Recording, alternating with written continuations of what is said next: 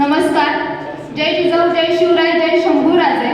सर्वप्रथम विद्येची आई सरस्वती आणि अखंड हिंदुस्थानाचे आराध्य दैवत छत्रपती शिवाजी महाराज यांना मी वंदन करते आणि पुढच्या बोलण्याला सुरुवात करते.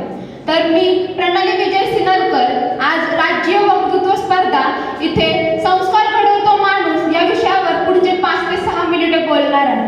भारताची संस्कृती जर आपल्याला समजून घ्यायची असेल ना, तर भारताचा इतिहास देखील आपल्याला समजायला हवा. कारण की भारताचा इतिहास हा उज्ज्वल, ज्वलंत आणि प्रेरणादायी आहे.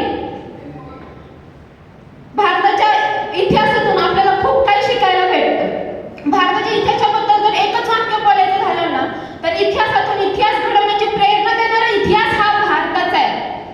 ही भारतीय संस्कृती जिथे प्रभू श्री रामचंद्र यांचा जन्म झाला, त्यांचं चरित्र आपल्याला शिकवतं की